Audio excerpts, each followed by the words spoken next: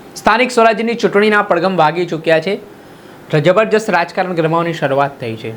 ત્યારે એક તરફ ધારાસભ્ય ચૈતર વસાવા ભાજપમાં ઓપરેશન લોટસ ચલાવી રહ્યા છે, તો બીજી તરફ સાંસદ મનસુખ વસાવા પણ મેદાને આવ્યા છે. તેઓ પણ આમ આદમી પાર્ટીના કાર્યકરોને તોડી રહ્યા છે અને ભાજપમાં જોડી રહ્યા છે. ત્યારે ભારતીય જનતા પાર્ટીના સાંસદ મનસુખ વસાવાએ નર્મદા જિલ્લાના રાજપીપળામાં 50થી વધારે કોંગ્રેસ અને આમ આદમી પાર્ટીના કાર્યકરોને ભાજપમાં જોડ્યા છે. ત્યારે તેમણે શું કહ્યું, વિગતે વાત કરીએ. વૈષ્ણવજન તો તેને કહીએ જે પીડ પરાઈ જાનાને રે.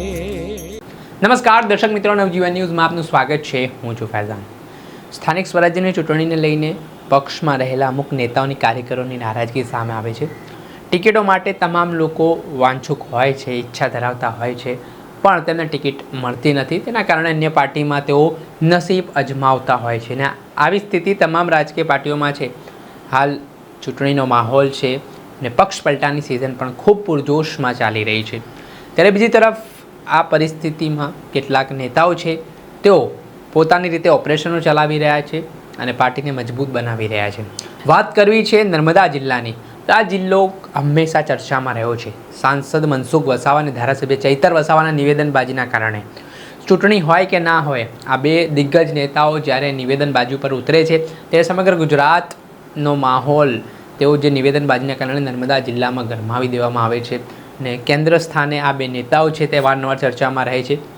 ત્યારે સાંસદ મનસુખ વસાવા દ્વારા રાજપીપળામાં 50થી વધારે આમ આદમી પાર્ટી અને કોંગ્રેસના કાર્યકરોને ભારતીય જનતા પાર્ટીમાં ખેસ ધારણ કરીને જોડાવ્યા છે. જ્યાં ખૂબ જ મહત્ત્વના સમાચાર માનવામાં આવી રહ્યા છે ને હવે ધારાસભ્ય ચૈતર વસાવાની મુશ્કેલીમાં પણ વધારો થઈ રહ્યો છે.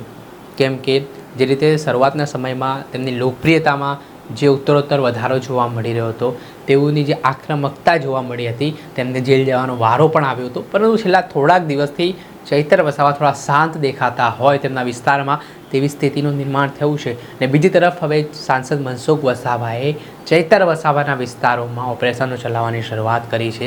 તિલકવાડા હોય, નાંદોદ હોય, ડેડિયાપાડા હોય, તેવા અલગ અલગ વિસ્તારોમાં ભારતીય જનતા પાર્ટીના કાર્યકરો છે તેઓ દ્વારા સક્રિયતાથી કામગીરી શરૂ કરી દેવામાં આવી છે. જે સ્થાનિક સ્વરાજ્યની ચૂંટણી છે તે ગુજરાતની સેમિફાઇનલ માનવામાં આવી રહી છે. તે નક્કી કરશે ગુજરાતનું ભવિષ્ય કઈ પાર્ટીના હાથમાં જવાનું છે. પરંતુ અત્યારે જે રાજકીય સમીકરણો બન્યા છે શરૂઆતના તબક્કામાં, અત્યારે ચૂંટણીને થોડી વાર છે. 26 એપ્રિલે મતદાન થવાનું છે, પરંતુ તે પહેલાં જે ભરતી મેળાઓ રાજકીય પાર્ટીમાં યોજાઈ રહ્યા છે અને ખાસ કરીને ભાજપમાં ફરી જે કેટલાક કાર્યકરો આમ આદમી પાર્ટીને કોંગ્રેસના જોડાયા છે, તેના કારણે ભાજપની શક્તિમાં વધારો થયો છે. આજે ભારતીય જનતા પાર્ટીનો સ્થાપના દિવસ હતો. સમગ્ર દેશ અને ગુજરાતની અંદર આ ભારતીય જનતા પાર્ટીના સ્થાપના દિવસ ખૂબ જ ધામધૂમથી ઉજવાઈ રહ્યો છે. એ નર્મદા જિલ્લામાં પણ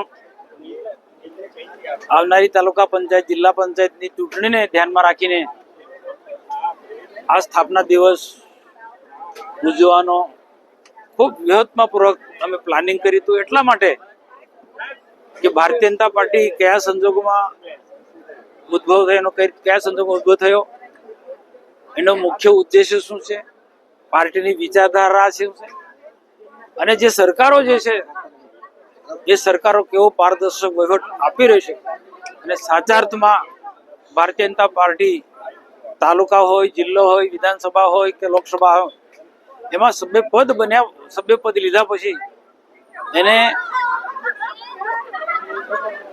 રાષ્ટ્ર માટે કામ કરવાનું છે, રાષ્ટ્ર કલ્યાણ માટે કામ કરવાનું છે. અને રાષ્ટ્રને સમર્પિત કાર્યકર્તાઓએ ભારત માતાને પરમ વૈભવના શિખરે પહોંચાડવા માટે આ સત્તામાં આવવાનું છે. સત્તા થકી પ્રજાની, જનતાની અને રાષ્ટ્રની સેવા કરવાની છે. એ વાત અમારા બધા જ વક્તાઓએ આજે પ્રજા સમક્ષ, કાર્યકર્તા સમક્ષ મૂક્યો છે. રમેશભાઈ મિસ્ત્રી ભરૂચથી ધારાસભ્ય પધાર્યા, ડોક્ટર દર્શનાબેન દેશમુખ, પાર્ટીના વરિષ્ઠ આગેવાન પ્રભારી અર્જુનભાઈ ચૌધરી અને હર્ષદભાઈ વસાવાથી માંડીને બધા જ લોકો આ કાર્યક્રમની અંદર ઉપસ્થિત રહ્યા અને ખૂબ ભવ્ય પ્રકારનો આજનો આ કાર્યક્રમ રહ્યો.